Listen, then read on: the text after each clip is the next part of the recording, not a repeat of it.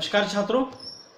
पिछले लेक्चर में हम प्रश्न पत्र क्रमांक 16 भाषा विज्ञान के अंतर्गत अंतिम जो इकाई है अर्थ विज्ञान, इसकी हमने शुरुआत की है और इसमें हमारे कुछ मुद्दे हुए हैं। इसमें हमने सबसे पहले शब्द और अर्थ का संबंध देखा है, उसके बाद अर्थ परिवर्तन की दिशा, इस मुद्दे को हमने शुरू किया है। और अर्थ परिवर्तन की दिशाएं, इस मुद्दे के भीतर दो स्तरों पर अर्थ परिवर्तित होता है, उसकी दिशाएं वहाँ पे निश्चित की गई है। उसमें से पहला हमने देखा है अर्थ की व्यापकता के आधार पर अर्थ परिवर्तन की दिशाएं। तो अर्थ की व्यापकता के आधार पर अर्थ परिवर्तन की दिशाएं, इसमें 3 दिशाएं बताई गई है, उसको भी हमने विस्तार से देखा है, उदाहरण सहित देखा है।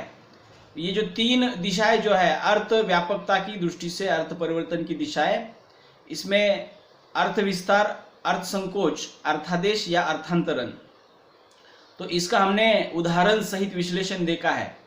आज हम अर्थ की श्रेष्ठता के आधार पर, अर्थ की श्रेष्ठता एवं हीनता के आधार पर जो अर्थ परिवर्तन की दिशाएं हैं उसको देखने वाले हैं। इसमें मुख्यतः 2 दिशाएं हैं, अर्थोपकर्ष और अर्थोत्कर्ष। अर्थ की श्रेष्ठता मतलब किसी शब्द का अर्थ जो है पुराने समय में हीन अर्थ में प्रचलित था, लेकिन आज जो है उसका अर्थ बदलकर वो अच्छे अर्थ में प्रचलित हो रहा है। तो उसको लेकर ये अर्थ की श्रेष्ठता के आधार पर अर्थ परिवर्तन की दिशाएं वहाँ पे बन जाती है। तो अर्थ की श्रेष्ठता के 2 स्तर मैंने अभी बोल दिया था कि 2 प्रकार की दिशाएं हैं, अर्थोत्कर्ष और अर्थोपकर्ष। तो सबसे पहले अर्थोत्कर्ष, उसको हम देखेंगे और उसको उदाहरण सहित समझेंगे। अर्थोत्कर्ष मतलब क्या है?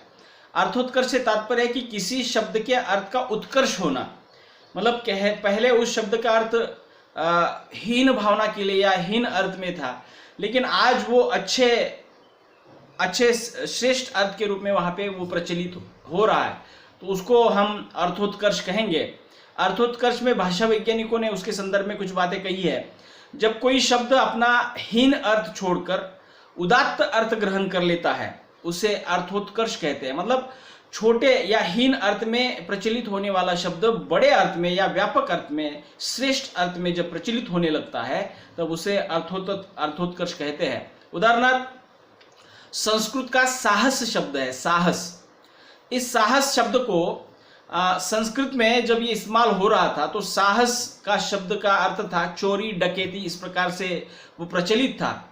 जैसे जैसे अनैतिक कार्यों के अर्थ में ये प्रचलित होने लगा था, मतलब साहस शब्द चोरी, डकैती, इस प्रकार के अनैतिक कार्यों के लिए ये शब्द प्रचलित था, परंतु आज हिंदी में यह शब्द हिम्मत अथवा वीरता के पर्याय के रूप में वहां पे प्रचलित है। अब देखिएगा कि आचरण की दृष्टि से, नीति की दृष्टि से अगर विचार करेंगे तो चोरी करना, डकैती करना या डाका डालना, ये जो काम है हमारे समाज में हीन माने जाते हैं, गलत माने जाते हैं।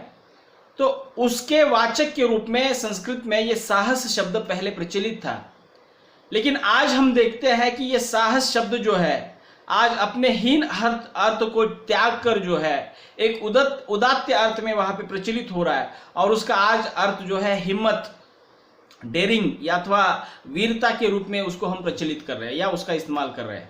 तो इस तरह से साहस शब्द हमने देखा कि हीन अर्थ की बजाय श्रेष्ठ अर्थ में वहां पे प्रचलित हुआ है। उसके बाद दूसरा एक शब्द आ जाता है, उदाहरण दूसरा, करपट। करपट शब्द है। करपट से तात्पर्य क्या है? देखिए, इसका अर्थ पहले फटा हुआ वस्त्र हुआ करता था। मतलब करपट मतलब जो भी कपड़ा जो है वो फटा है, ऐसे फटे हुए वस्त्र को पहले करपट शब्द इस्तेमाल किया जाता था, परंतु आज उससे विकसित शब्द कपड़ा, नए और अच्छे कपड़े के लिए या अच्छे जो कपड़े होते हैं, दुकान में जो नए नए कपड़े मिलते हैं, उसको करपट शब्द या उससे निर्माण हुआ जो कपड़ा शब्द जो है आज इस्तेमाल हो रहा है। मतलब करपट की जो हीन भावना थी, मतलब फटे हुए वस्त्र की जो हीन भावना थी, आज नए वस्त्र के लिए वहां पे कपड़ा शब्द उससे निर्माण हुआ, वहां पे प्रस्तुत होता है। इसका मतलब फटा हुआ मतलब चिथड़ा जो होता है, मतलब जिसको टुकड़े टुकड़े करके जो इस्तेमाल करते हैं, अर्थात वो करपट उस अर्थ में है, मराठी में उसको चिंदी बोलते हैं। तो इसका आज विकसित शब्द जो है कपड़ा, आज नए कपड़ों के लिए इस्तेमाल हो रहा है। तो ये भी एक उदाहरण जो है अर्थोत्कर्ष का है। अगला अर्थोत्कर्ष का उदाहरण है मुग्ध। मुग्ध से क्या तात्पर्य देखिए, इसका अर्थ पहले मूर्ख के रूप में प्रचलित था। मतलब प्राचीन समय में या पुराने समय में ये मुग्ध शब्द जो है मूर्ख के अर्थ में प्रचलित हुआ करता था, परंतु आज इसी शब्द से मोहित करना, वश में करना, तो अपने और आकर्षित करना, या इस प्रकार से उसका अर्थ जो है आज ग्रहण किया जाता है। तो पहले एक मूर्ख भावना के तौर पर या मूर्खहीन भावना के तौर पर वहां पे ये शब्द प्रचलित था। आज मोहित करने के संदर्भ में, वशीकरण के संदर्भ में या आकर्षित करने के संदर्भ में मुग्ध शब्द इस्तेमाल होता है।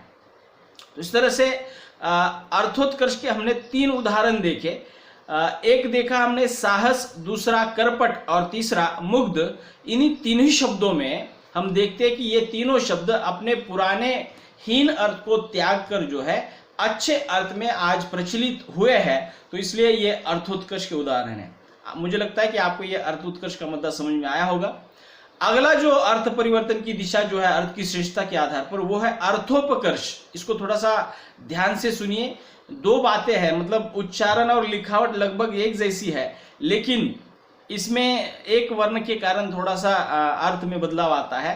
पहला हमने देखा अर्थ उत्कर्ष। अर्थोत्कर्ष मतलब अर्थ का उत्कर्ष होना, अर्थ को श्रेष्ठत्व निर्माण होना।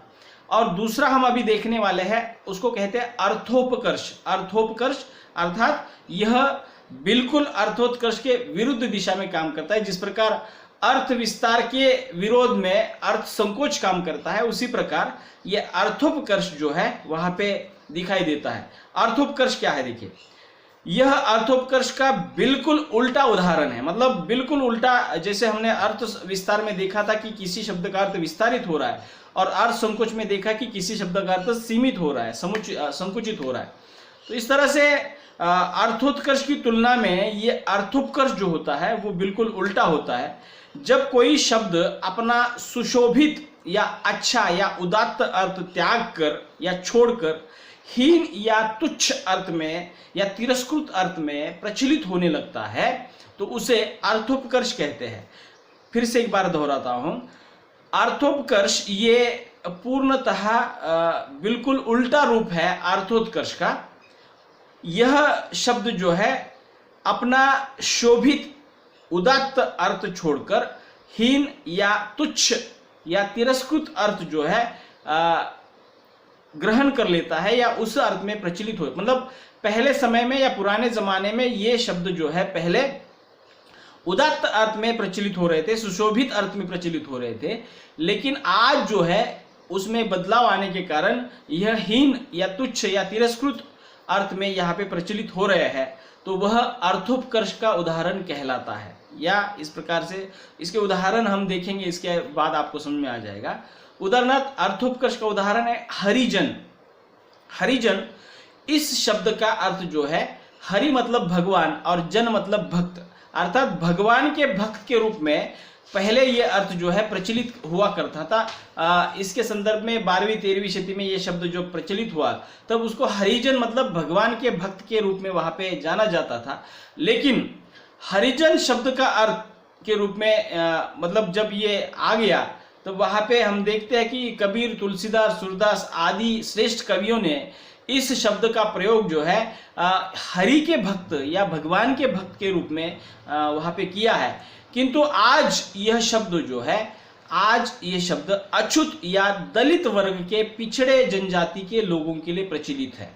मतलब ये पहले अर्थ भगवान के भक्त के रूप में प्रचलित था, आज दलित वर्ग, पिछड़ा वर्ग जो है या पिछड़ी जो जनजातियां है, अछूत वर्ग जो है, अस्पृश्य वर्ग जो है, उसके लिए इस्तेमाल होता है। अर्थात हरिजन शब्द आज पिछड़ी जनजातियां, दलित वर्ग के पर्याय के रूप में वहां पे इस्तेमाल होता है। तो इस यहाँ पे क्या हुआ कि भगवान के भक्त मतलब श्रेष्ठ अर्थ था, और दलित वर्ग के लिए पर्याय के रूप में जब यह इस्तेमाल हो रहा है, तब ये इसका अर्थ हीन हो रहा है, या उसका अर्थ जो है श्रेष्ठ की बजाय हीन अर्थ में, तुच्छ अर्थ में वहां पे इस्तेमाल हो रहा है। तो ये उदाहरण अर्थोपकर्ष का है। दूसरा एक उदाहरण है प्रसाधन।